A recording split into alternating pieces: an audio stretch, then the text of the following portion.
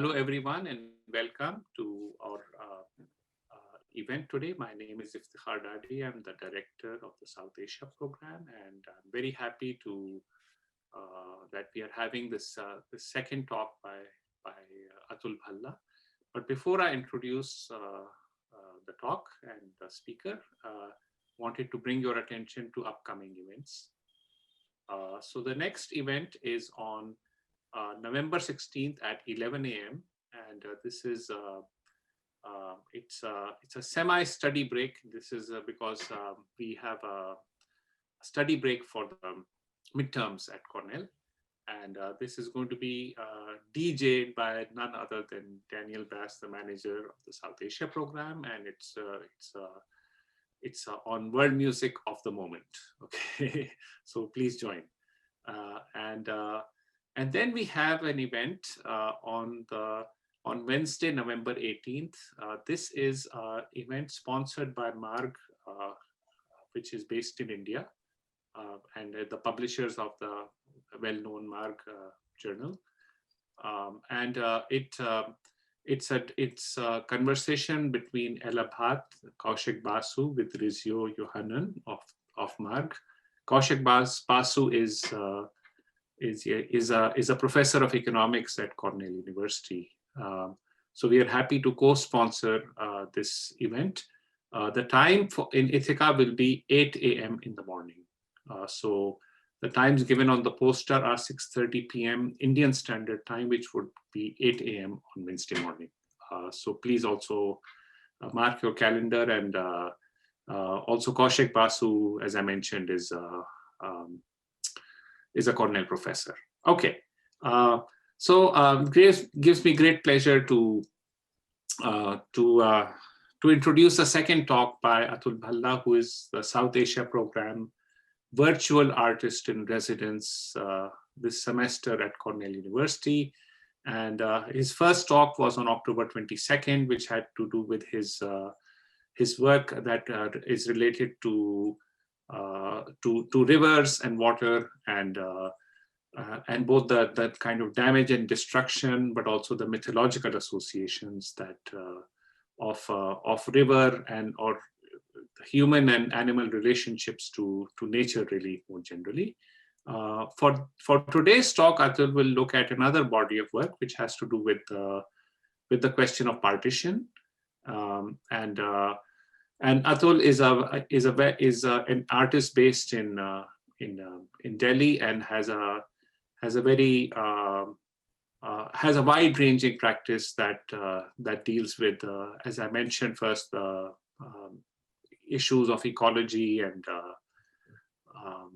the relation of the human to nature, but also he has a great deal of interest in this topic today that he's going to be speaking. So I hand over the microphone to Atul. Okay, thank you, Iftikhar, and I thank Cornell University and Iftikhar, Daniel, and Gloria, and everyone else who's making this possible, and also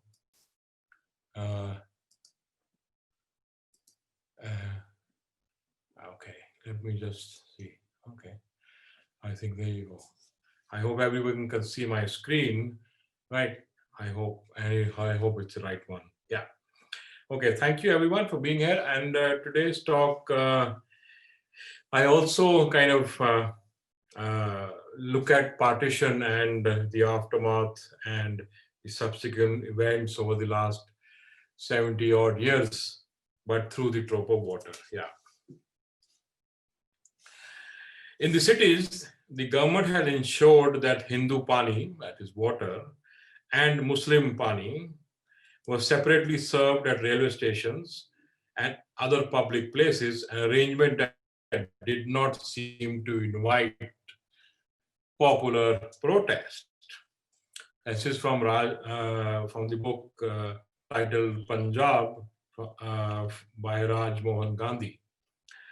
The 1930s pre-partition Punjab was not an idyllic space for some, and separate water arrangement testified to it, reminiscent of the untouchability and the religious practices still prevalent in most of India, at least unofficially, and maybe more so now, given the rise of the Hindu rite.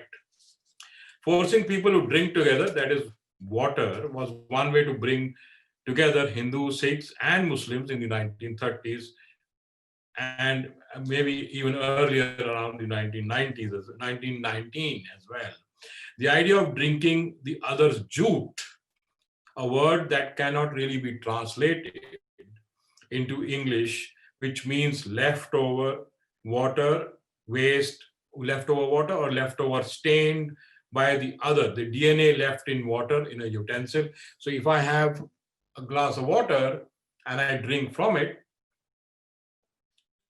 I stain the water with my DNA, with my saliva. The water becomes jute. And so that word cannot be really translated either from Urdu or from Hindi or from Sanskrit or whatever. It's a South Asian word, which is particular to South Asia or in particular to languages of South Asia. And coming across this incident while reading Rajmohan Gandhi's book titled Punjab, it struck me as a piece of history, the implication of which had not or since really been examined. And for me, it became a take-off point of examining the relationship of people with water and how water engaged the other. The performative act, that is, of all of them drinking together, which happened in from the book. There's an incident in 1919 where Hindus, Sikhs, and Muslims are asked, in a ceremony, are asked to sit together and actually drink water in a public meeting and sipping water from the same glass. The performative act itself, from the point of view of the protagonist, who must have been thinking at the time, am I drinking his jute, the leftover stained glass water with his saliva, or this other person, these two other people, neighbors, friends, foes, and what of the water and the glass from which all of them drank? Was the water local, or was it from the river nearby or the well? A well which was accessed by all, which may have been rare and maybe still be rare given class and caste divides, which are still prevalent in most of India and most of South Asia. Who drank first, the Hindu, the Muslim, or the Sikh? Who drank last? And maybe thinking, I stained myself with the jute of the other. And the caste, what about the other caste? Did that play a role as well? All of them were submitting to a larger cause. No pictures obviously exist of the ceremony, and none, of course, of the glass itself. The glass that you see on your screen is a fictitious glass. In a sense, it may not be the same glass, but I shall carry on in my talk and get you to what I did and what I went around doing. Whose glass was it? And who would have cared, and where did it go after that? Right? Whose kitchen did it belong to? Or was it later smeared with hot ash to cleanse it off the other, and then sprinkled with Ganga Jal, as would have been done in my family, coming from a Hindu background and a Hindu family, as told to me by my grandmother, or similar cleansing rituals in other communities. The book, Azadi, Stories from Histories of this Indian Subcontinent, after talks of another similar incident in a chapter of the book titled The Bottom Line, A Glass of Water, where he described the incident where three generals, Dhillon, a Sikh, the Muslim Shah Nawaz, and Sehgal, an upper class Hindu, drank from the same glass of water in 1945 after coming back from World War II. This obviously is much later, but obviously I assume that they must have known of the original ceremony. The glasses used at the time were tall brass glasses, usually with some carving and some text, as you can see. or they would have the name, the family name, or the name of the head of the family engraved either under it or even on it at some places. The language used was mostly always Urdu for both Muslim, Hindus, and Sikh households, as Urdu was the official language at the time, and since all education and all official work was conducted in Urdu, only later, after partition, does Urdu become the other language, become a Muslim language, and Hindustani, the Hindu language, and both sides attempting to cleanse each language of the other, attempting to take out the common words, or including words from Arabic and Persian, and more recently only Arabic, and the latter with Sanskrit.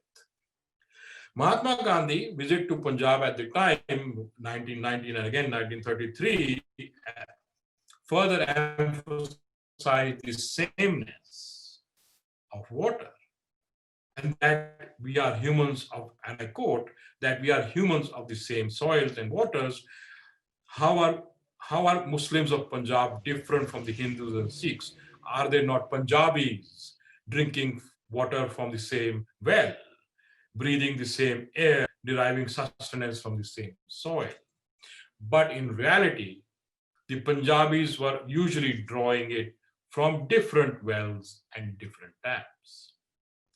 Attempting to understand partition and the resulting politics played out in India and Pakistan since then, through the attempt of locating that elusive glass from which they all, Hindus, Sikhs, and Muslims, drank water from. That became my attempt to locate that elusive glass. This led me to my ancestral village in Sri Hargobindpur in the Gurdaspur district of Punjab, where the land and its rivers are life itself. Essentially a farming community to whom the farm and land means the world, this village falls under the Bari Doab. This is the map of Pakistan and India, and the Punjab on the Indian side and the Pakistan side is clearly visible. But originally we had the area of Haryana and Himachal Pradesh and Uttaranchal also a part of Punjab. This is a much older map, and it shows the area of Punjab partitioned into 3 states in India, and the Punjab in West Punjab in Pakistan, which is now Pakistan, right? And in months leading, and in the Bari Doab, and the Doabs, I just let you know, the Doabs are interfluvial land between rivers, and the Bari Doab was between the river Ravi and Beas. Doab in Punjab meaning land between 2 rivers, as categorized in the early 1947 by the Punjab Boundary Commission. The commission, later led by Cyril Radcliffe as a common chairman of the Boundary Commission. In early 1947, in the months leading to the deliberation of the Boundary Commission, the partition of India, the main disputed areas appeared to be the Bari and the Bis Doab, land between Ravi Beas rivers and the Beas Satluj. In the Bari Doab, the district of Gurdaspur, Amritsar, Lahore, and Montgomery, later Sahiwal, were disputed and Muslim-dominated areas. This presented Lord Radcliffe with some major decisions, divided provisionally by notional division, based on simple district majorities. Muslim majority goes to Pakistan and the Hindu majority goes to India. The commission was worded as the following: to demarcate the boundary of the 2 parts of Punjab on the basis of ascertaining contiguous majority areas of Muslim, non-Muslim. In doing so, it will take into account other factors, right? The inhabitants of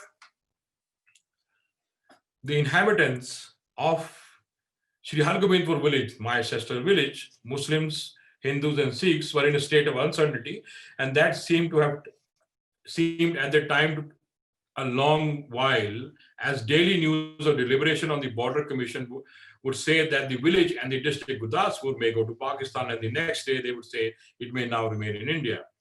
Everyone remained on tenterhooks till the final announcement and the mayhem that followed resulted in a Muslim exodus to Pakistan and some landowner Hindu exodus to Delhi, Bombay, of which my family was a part. Through my practice and continued research, with an aim to explore the history of Hindu-Muslim enmity, friendship, through the trope of water, I intended to explore what the rivers, the water of the land meant to each community and to Punjabis in general. Further, I wanted to explore the notion of truth within Punjabiyat, the South Asian context of partition, within the South Asian context of partition. Punjabiyat, a behavioral phenomena, are the people of Punjab living on both sides of the border, on which both Hindus and Muslims pride themselves in India and across the border in Pakistan, are largest in hospitality and self-sacrifice. This largesse and selflessness was tested to its limits and in most cases failed the test of partition. What does truth mean today for us in the South Asian context, and how has partition changed it, or does it just expose the labyrinth? I want to bring here I've been following the deliberations in India on the Partition Museum, which has come up in Amritsar, and also the Partition project led by Gunit Kaur Bhalla from Berkeley, and both deliberations, seminars, conferences held, all of them start with the Holocaust, and everyone says this is what the Holocaust. Then they talk of the Korean Peninsula, then they talk of occupations by Japanese of the certain Chinese areas and of the Koreans, and everywhere. And then they also talk of the Truth Commission in South Africa. And there's a certain connection that both of these organizations and all such deliberations try to make with world events. But the partition is unique in the sense that, as Rajmohan Gandhi points out in some of his talks and in his book, that there are no names of people who were massacred at the partition in India. There is no wall on which you can find names. There is no, even though you have plenty of oral histories on the website of both organizations dealing with partition, but hardly, I have not come across stories being correlated on either side. So all of these things, and this lends to a certain notion of, for me, what does truth mean today within the South Indian context? Does truth really mean that we shove everything under the carpet? Why don't we have the names? We know who died in the partition, who never came back home. People, women, children, uncles, aunts, everyone else. But we don't have the names on any wall. Why don't we have this? So this is what got me to look into, and the labyrinth gets murkier, deeper and deeper and deeper, and the notion of looking for that elusive glass becomes the notion of looking for the truth about partition. Especially in India, we talk of the trains coming from Lahore to Amritsar, Amritsar to Lahore. We massacred people inside, but how many massacred? How many trains? I know there's a lot of research being done, but why can't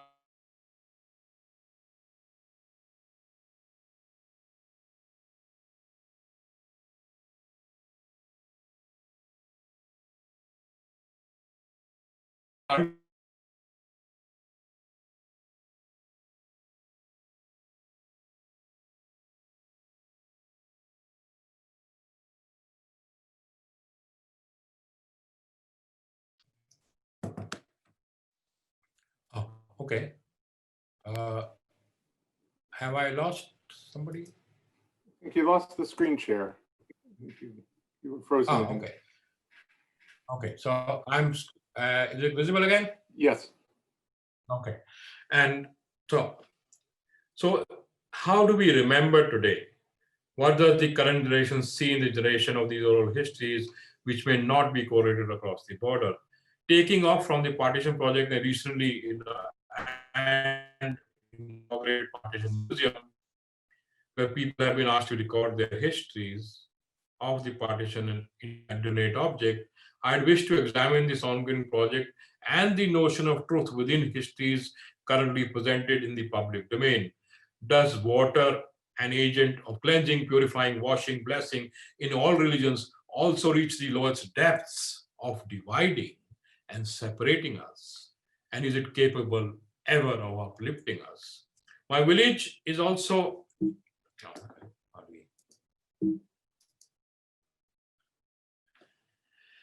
My village is also the site of the only mosque ever built by a Sikh, the Guru Ki Masjid, or the Guru's Mosque, a historical site that was constructed by the sixth Sikh Guru, Guru Hargobind, and it is situated in Shri Hargobindpur, my ancestral village, on the west bank of the river Beas, and is recognized as a historical site by UNESCO.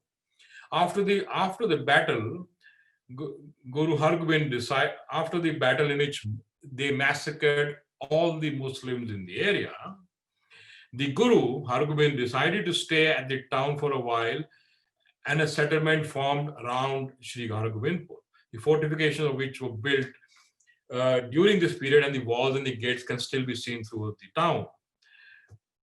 Guru Hargobind, out of repentance of almost massacring all Muslims in the area, ordered the Sikhs to start the construction of a mosque or a masjid for the Muslims. The mosque was handed over to the Muslims upon completion, in keeping with the Guru's wishes. Though, if you go to the village now, they laugh at it. Who would want a mosque when they massacred all the Muslims? And even today, they have to invite the priest from the nearest city, Chandigarh, to actually offer prayers during Eid. Today, the mosque is looked after by the Nihangs, the army of the Sikh Guru, who still attire themselves as if for a war in 18th century, with swords and all those certain kind of attire which you would be wearing in the 18th century.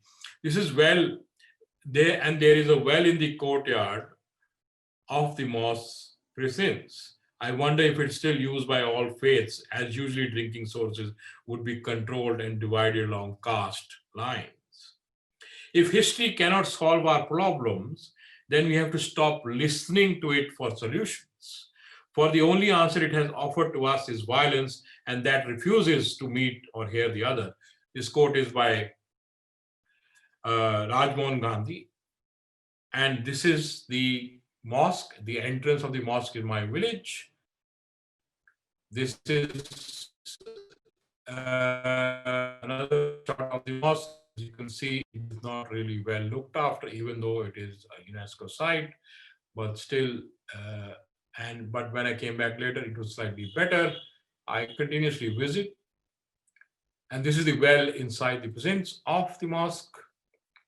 And this is a flower which is actually right at the center of the central arch, which I used as at the beginning of and in one of the posters in another talk, and I use it also as for a video, because it kind of, for me, it symbolizes two halves of the whole. Truth was supposed to hit home before a lie. I used Slava Szymborska's quote from her poem, and it became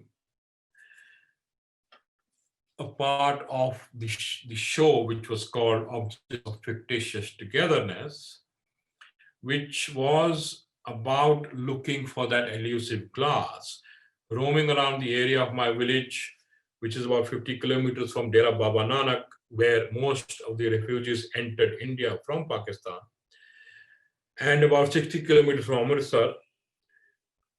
I looked for all the old glasses in all the old shops that sold utensils, and where people would exchange old utensils for new ones during Diwali or any other festival. I was able to collect a handsome number of varying glasses in varying styles, and I shall show you. But before that, the show that happened, which is called Objects of Fictitious Togetherness, I would like to take you through that. The photograph you see in the upper right corner is the mounds on the western bank of the river, of which the village stands on, and just about 500 meters from the mosque. This is the spot where I took the photograph. And as you enter the show and the installation, you're encountered with this text and the photograph. This is the photograph, and this is the mount that is there, and that would have how the guru would have stayed there. And the background, you can see the river Bias, and this is the part of the Doab. And as you enter the show, you encounter these two images, which is also part of the poster that you see on the website, and it actually is part of another temple, which is very close to the mosque in my village. It is from the village called Krishankot. It's a Krishna temple, even though it's been decorated by the Sikh gurus all around it. And these murals are the decaying murals of that temple. I shall show you the temple. And this is also from the same temple. Certain repair and restoration is taking place, but they form interesting patches on the murals that is there. And this is the works on the outside, which you have paintings which are left over. This is, if you can make out, the Guru Nanak, who's been shown here, with the other person with a sword on the left. It becomes very interesting works. And this is the temple, it's the Krishna temple inside. This is how the temple looks like on the inside. And this is the terrace. This is from the terrace. And as you walk further into the installation, you come across these three photographs with the text called "They Spared Me Here." Going back to the glasses were exhibited at the Bikaner house. These images that you see are how was at Bikaner house, a location which played its own part during the partition of India, where it was here that the actual line of partition between India and Pakistan were formalized, and it served as the venue for the office of Radcliffe during the pre-partition days, and witness to a multiple of minute changes brought about by drawing the line from one village to the next. The Objects of Fictitious Togetherness had an interesting take on the site where it was displayed. And what you see here is three shots, and on the lower image, which is this image, is titled "They Spared Me Here 3, is where the battle would have taken place, where most of the Muslims of the area would have been massacred. This was the battleground. And this is a house in New Delhi, where I almost grew up in the same neighborhood. I grew up 4 houses down the lane. And this is where I lost a friend in 1984 to the Hindu and Sikh riots after the Prime Minister Indira Gandhi at the time was assassinated by her Sikh bodyguard.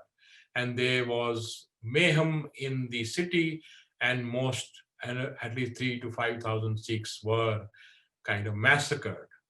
I lost a friend who was a Sikh. This was his house.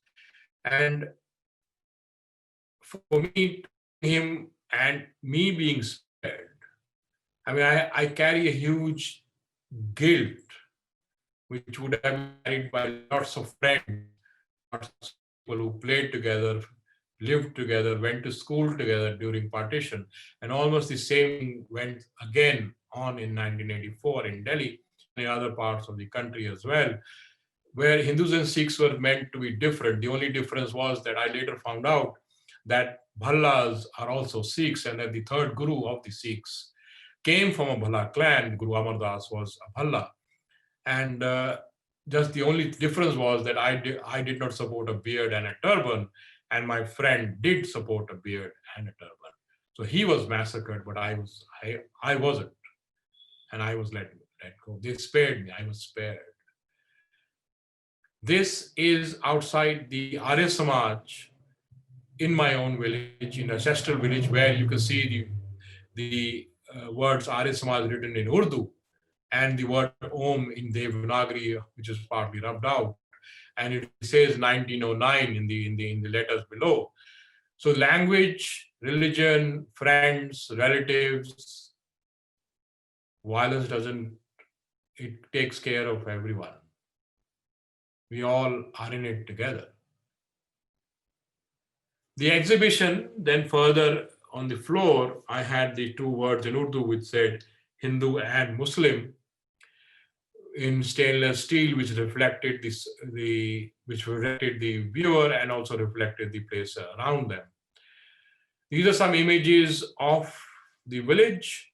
Obviously, with the green note, it means that there is a peer, and obviously, if you can notice the women and the man, they recently got married from the Hindu village, and they're praying to the peer would have been Muslim.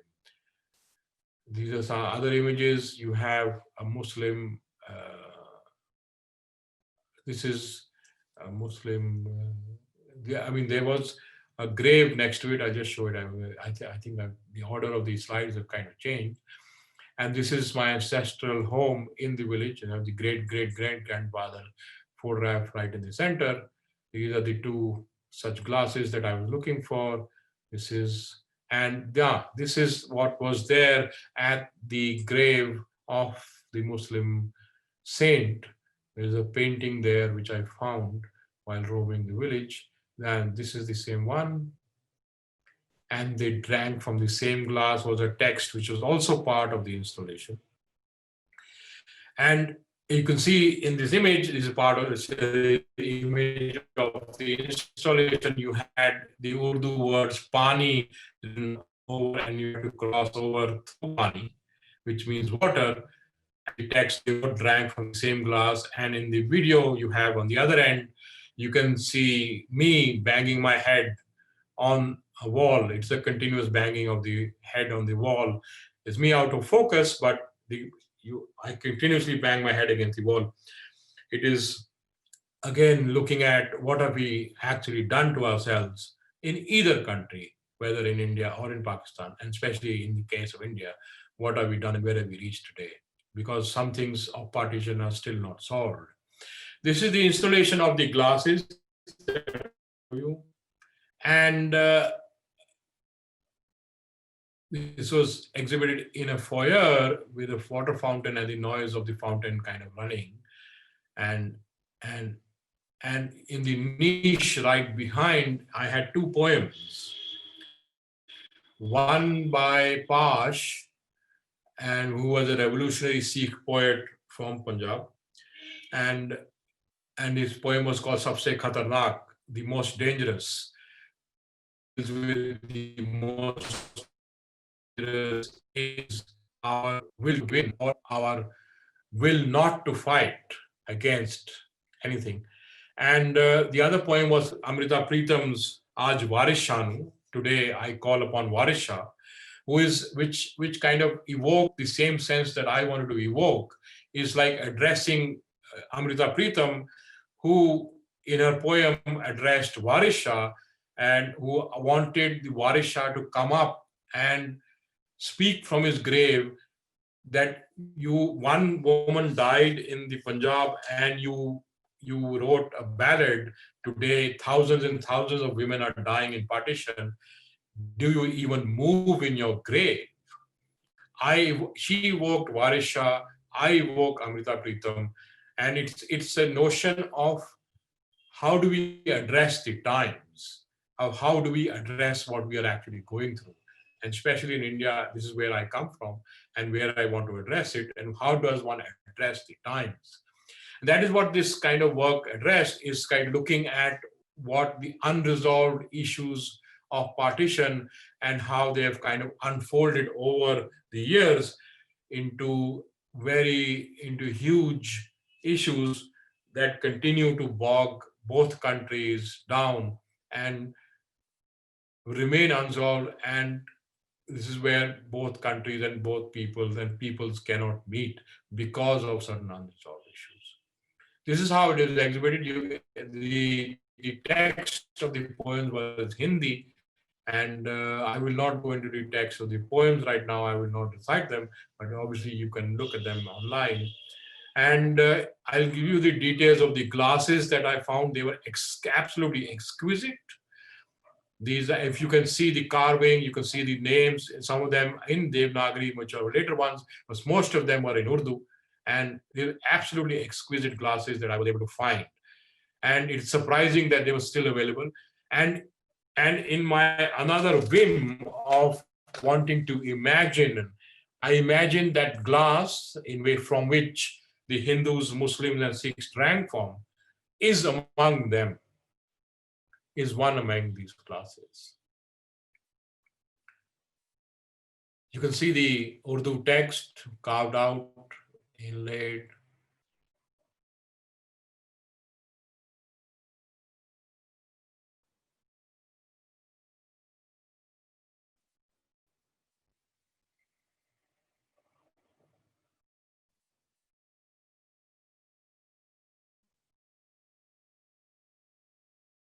This one has done Jai Hind on it. I'm sorry, I'm unable to read the Urdu ones, but this has the Urdu text on it engraved. This is I will not go through this because of lack of time. And this is the poem which is there, and this is another Urdu one. And then the work, interestingly, was again displayed at the Bhavdaji. The exhibition was then hosted by the Bhavdaji Art Museum in Mumbai, where it turned out to be even more interesting, as the museum was the erstwhile Victoria and Albert Museum. In 1975, the museum was renamed Bhavdaji Lad Museum in honor of Bhavdaji Lad, who was the first Indian sheriff of Mumbai. The venue, interestingly, still has busts of Queen Victoria, Lord Elphinstone, David Sassoon, and a very tall marble statue of Prince Albert, looking down at my work installed in the main hall. In the foreground, you have Prince Albert looking at me, banging my head against the wall, and with the circular things. These are other images, and here you can see Prince Albert just over the edge of my installation and the walls underneath, and you have Hindu Muslim. And indirectly, obviously, the blame, I mean, I don't know whether one can blame anyone or not, but how things conspired during partition, there is some part of the blame the British should share, and how things were, even though historians have plenty of it, but this is what my installation hints at. Or this is another view of the thing. You can see in the text, Hindu and Muslim, the images, and the text outside saying, where truth was supposed to hit home before a lie. A wonderful, exquisite museum, and it was a great pleasure to exhibit there. You have my head and the poems on the outside, and the two sculptures of women looking on to me. My inquiry stems from ways in which the nexus of opacity, denial, and untruth appear to mark the relationship between India and a major event such as such as partition. Through the work, I attempt to explore how this nexus may emerge, what it means to understand history and the present through this nexus, and what are the implications in the context of the present political regime. It is an ongoing work And this is an initial part one attempt to focus on the interplay between memory, post-memory, and truth around the freedom struggle, partition, and subsequent events in Punjab, deploying the trope of water to interrogate people, territories, and politics of water sharing, rivers, borders, activated by the above historical events. The installation was again shown as part of a solo show that I had done in 2018, which was called Anadonic dehiscence. Both words are medical terms, and anadonia meaning an inability to experience pleasure. Anadonia is used by researchers to refer to a reduced motivation, reduced anticipatory pleasure, wanting reduced consummatory pleasure. It is defined by either reduced ability to experience pleasure or diminished interest in engaging in pleasurable activities. Dehiscence is a surgical complication where the edges of the wound no longer meet or can meet. It is also known as wound separation. There is no closure. Dehiscence also means the splitting and the bursting open of a seed pod or a wound, also a seed pod. But even the dehiscence is not pleasurable. The dispersal of seeds or the eruption of seeds, any eruption, is not pleasurable anymore. This is what this resulted, and this was a series of self-portraits and a still life. And the text not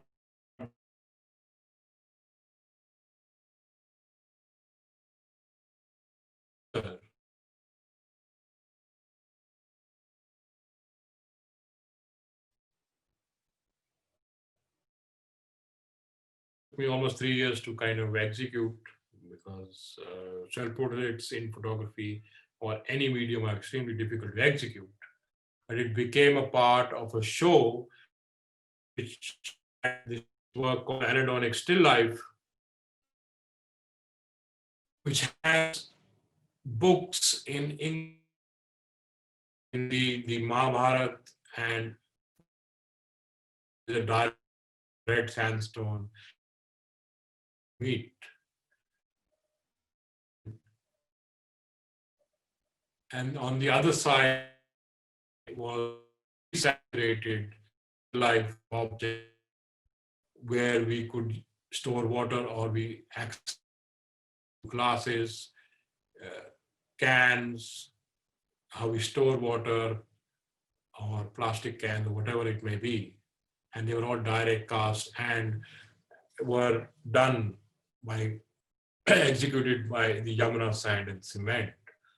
This is the display images of the gallery. You had the highly focused still life in the center, and on both sides you had a portrait, my portrait, which was a smaller one.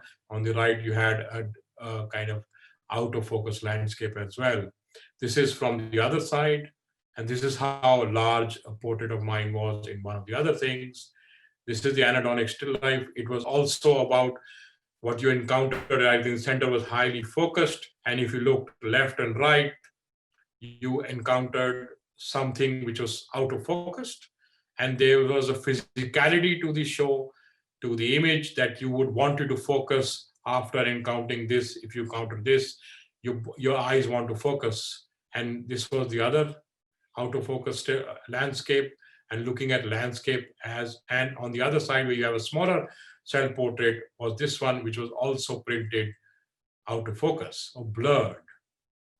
So the idea was to play on the physicality of optics and of looking at self-portrait, implicating myself within objects of fictitious togetherness, and at looking at my own self through the trope of water and through meat, which was at the time where now that we are being controlled, even our diet is being controlled in India in terms of what we can eat and what we cannot eat. It was further on the other side was some landscapes with, again, if you notice, this is the same flower that comes in from the mosque on the landscape. It's a still life with, again, with meat, and those who recognize the kind of meat would know what it is. Still life with fictitious object, also still life with fictitious object, a fictitious landscape, and then the works led themselves to the installation called Objects of Fictitious Togetherness, which again, the notions of the Hindu right or the Muslim right are about controlling people's diets, lives, loves, hates, and everything else between. While going up the where this happened on 2 floors, this was the floor above, the word truth and was. Thank you.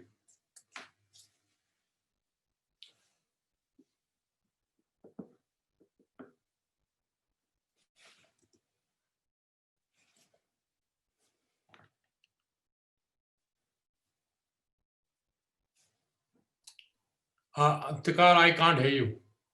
Yeah, thank you so much, Atul. Maybe you can, do you want to stop the sharing, screen sharing? So, Yeah. and so if people have, questions, to please type them in the Q&A. And we can also perhaps, or raise your hand. Daniel, is that possible? I think the Q&A is the ideal method.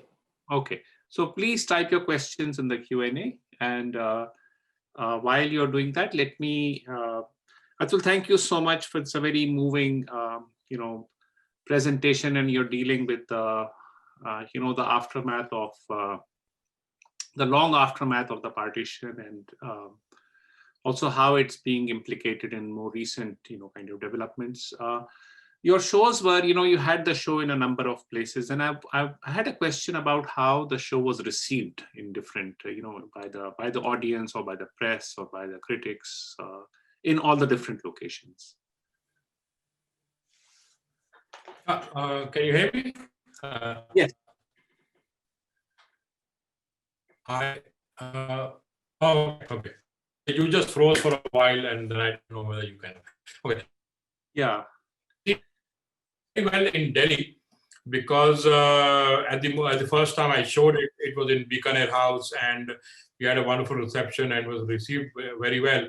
Even though it's a complicated installation, and it kind of deals with a lot of things. It's a notion of truth, the partition, the connection with the glasses, the incident of all of the Hindu, Muslims, and Sikh drinking from the same glass of water, or me going around the landscape in Punjab looking for that elusive glass, which is the elusive truth about partition, right? And which remains elusive.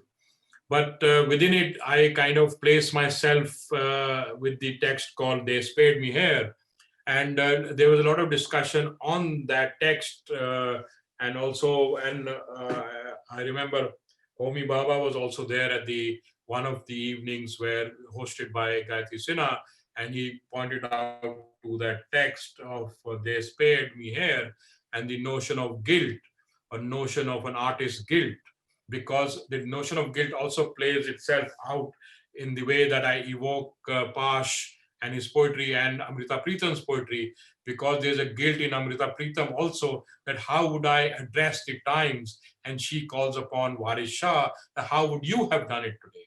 Similarly, I call upon Amrita Pritam that how would you have addressed these times today? So it's about also the inability of the artist to address the times, and also the vulnerability of not being able to do justice to what you exactly want to say about the times, right? So it was very well received, and we had a good discussion in Delhi. In Bombay, it was well received as well.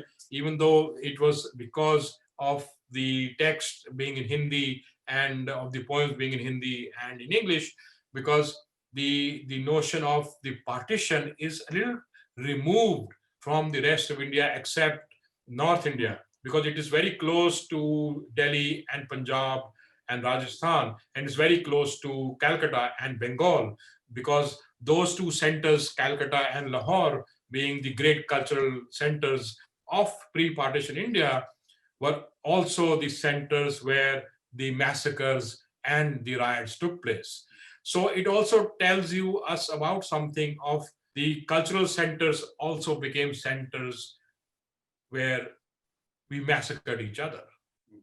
So much for our ascendancy during the fight for independence, and so much for us kind of saying we threw people out, but what did we do to each other? So, I mean, this notion was kind of a little less addressed, but people who come from a North Indian background were able to connect to it better. I would like to say that and admit to that also.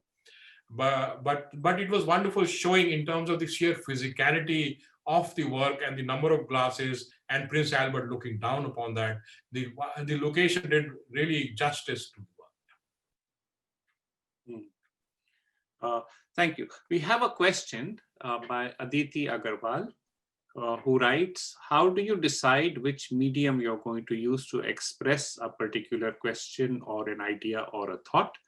For instance, the Urdu alphabets or letters being in stainless steel. How did you decide on the medium?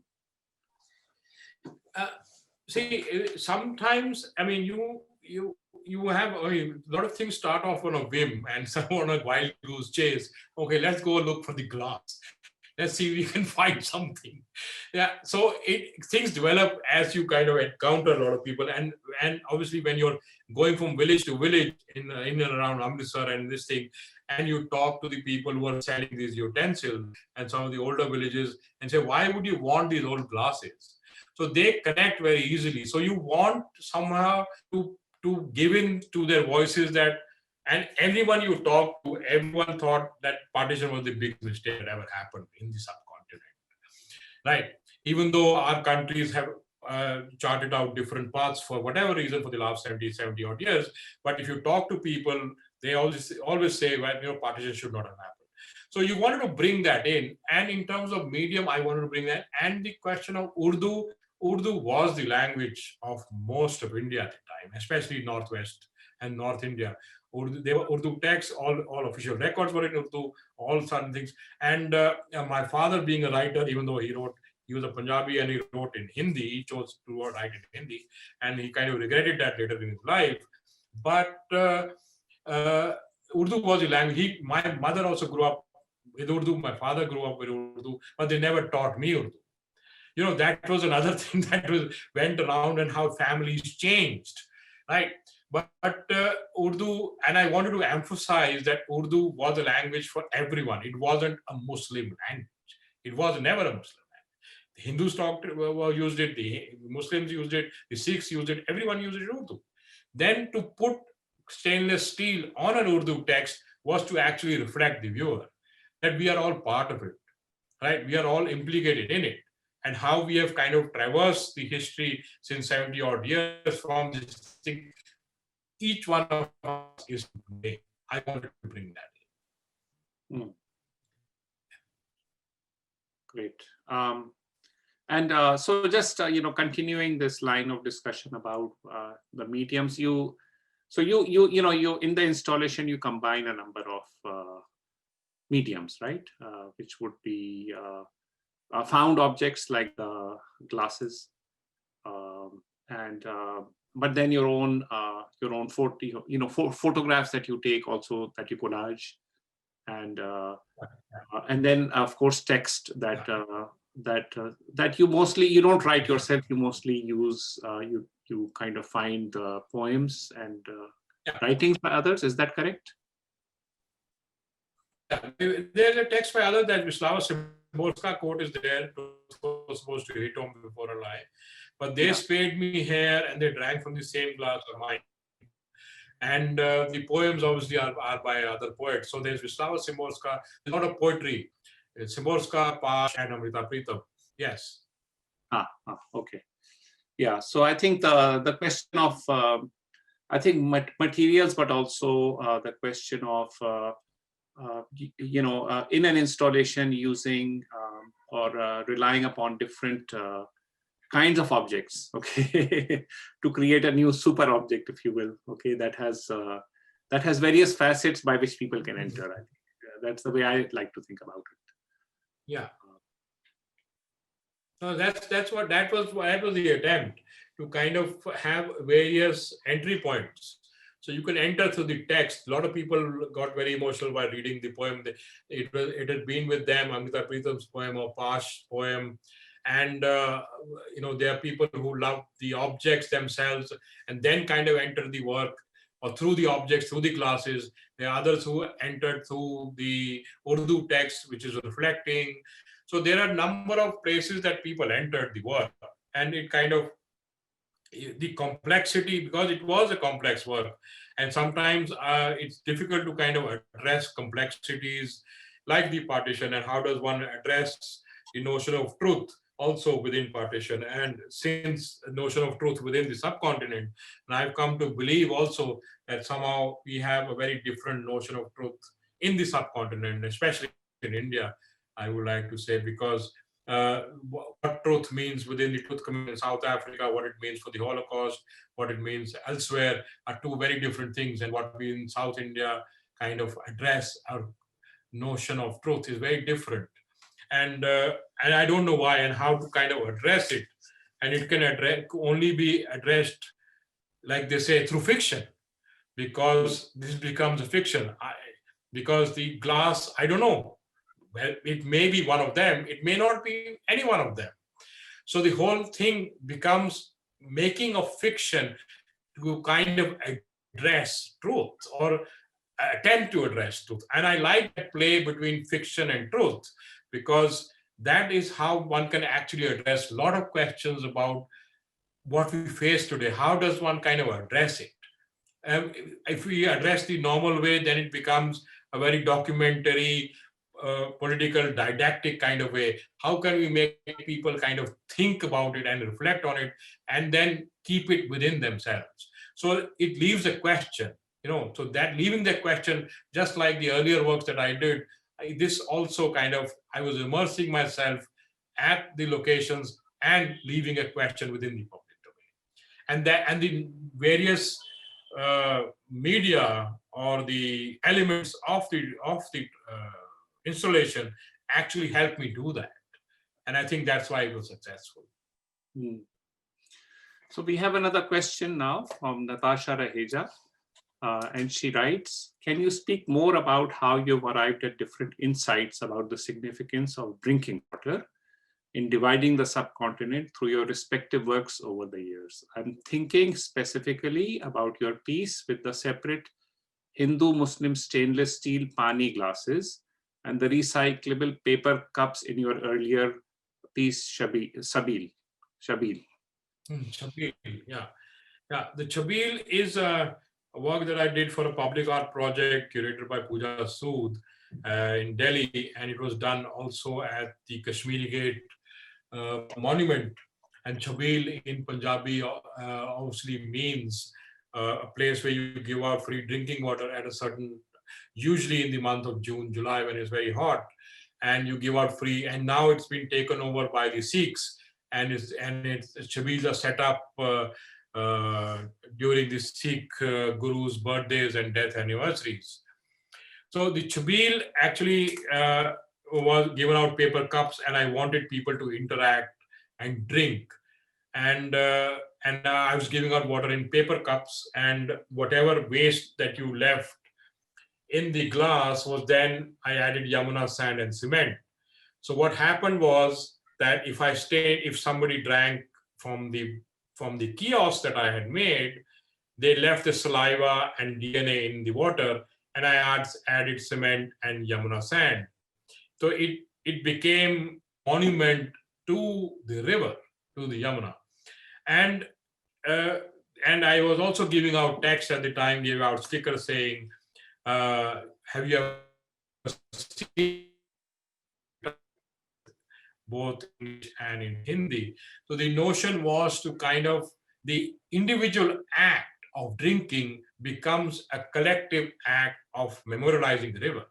But in this, it's a nice question because it kind of compares the glasses that I gave out.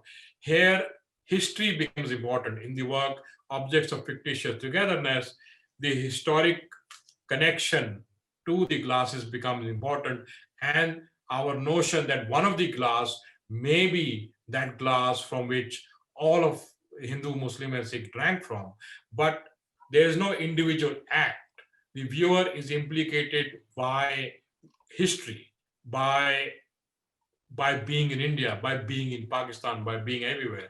Whereas in the installation of Chabil, the viewer is participated and implicated by drinking water from the kiosk and indirectly making a monument to the river. It's a very interesting question on how both objects have glasses, both objects have notions of water, like most of my work, but one of them addresses a past history which is traumatic, and the other one addresses climatic trauma. But then both of them actually use water to kind of address it. So yes, a nice question. Thank you. So I had one more question. That has to do with, well, I'm myself a child of the partition, okay? And I've made some artwork of that. But I also curated a show which showed at Cornell University. It was called Lines of Control. And that was about 8 years ago. And I don't know if you've seen the catalog. Atul, I've seen the catalog. I think I have it. I have the catalog. Yeah. So one of the things, when we were researching the exhibition, we found that actually the generation that lived through, the artists who lived through the partition hardly addressed it in their work, right? It's actually the second generation, or the generations who didn't experience the partition directly are the ones who are becoming more, are thinking about how to, about their own artwork in relation to that. So do you have any thoughts about why the first, like the generation that actually experienced the partition hardly ever directly addressed it? No, if one looks at the Holocaust, and there are a number of poets, a number of writers also, if I don't remember which one, but some of them, or at least one of them, has said that how can you even write poetry after the Holocaust, right? And how can you even, are there any paintings of the Holocaust that exist immediately after? How it manifests itself. The World War is abstract expressionism a manifestation of what happened during the wars, or during the war? Is coming of the situation of what happened earlier, what artwork is produced. Right? I don't think there are, and similarly in India, it was so, just like anywhere else, the trauma is so close to you that it takes time to find ways to express yourself. I know there are paintings across the border and here which have been done by modernist painters. I mean, Krishan Khanna is one of them.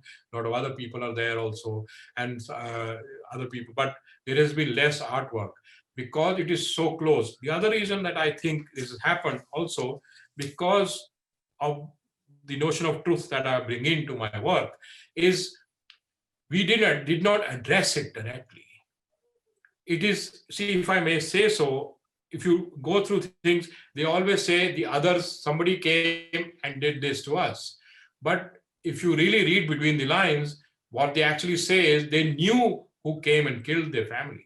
They knew which people were. They knew the neighbors have taken over the Havelis. And they knew who has taken over our things. They knew people who have taken, the neighbors had taken over their spaces, their farms and this thing, both in India and in Pakistan. So somewhere we did not address these things. That is why we don't have names. Of course, we know how, in my family, and I don't know, in other families, we know which people died in the partition or in the, who never came back. And the women that we left on both sides, we did not claim our women. We left them to be. And like Urushi Butalia says, that the partition histories are written on the bodies of women. Right? So we did not come to terms, and we do not address it. We shove it continuously under the carpet. Unless you come to terms, the idea of an artist is to engage with the truth. If you are unable to engage with the truth, what artwork are we going to produce?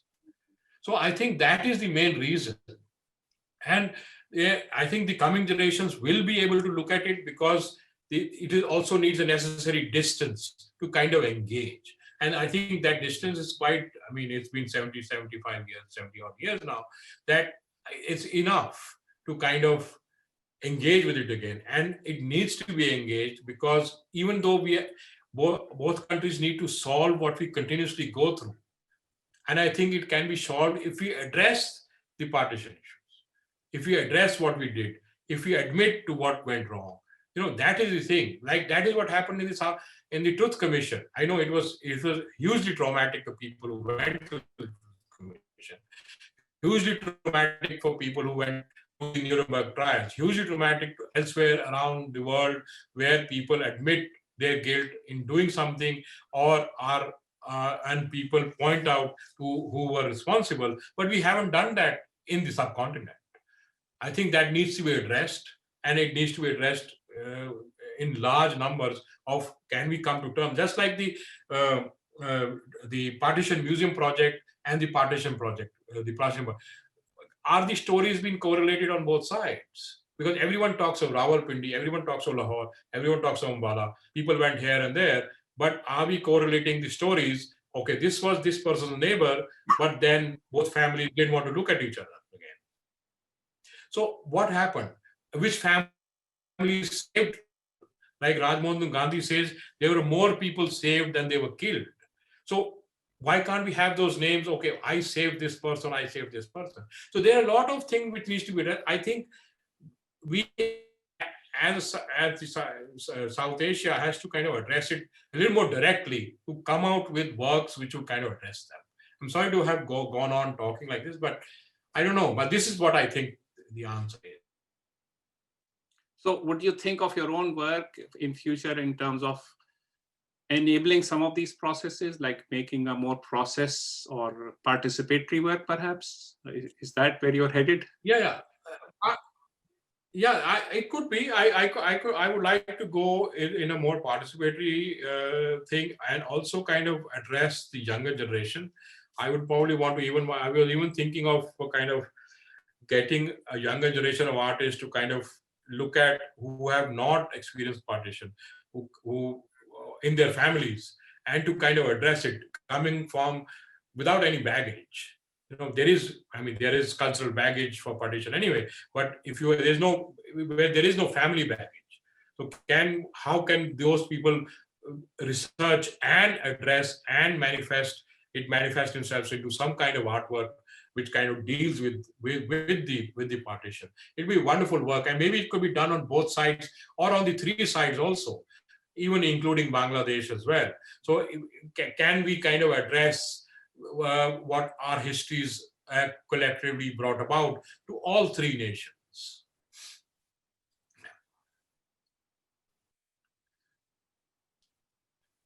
Well, this has been really wonderful, Atul, and I think having you in 2 sessions really gave us a good kind of insight into your practice. So thank you so much. I see that there are no more questions, and it's already about 1:20. So I may call this session to a close, and I want to thank you so much again for sharing your work with us. Thank you so much. Thank you all. Thank you all for being here, and thank you, Iftikhar. Thank you, Daniel. Thank you, Gloria. Very nice. Thank you. Bye. Bye-bye.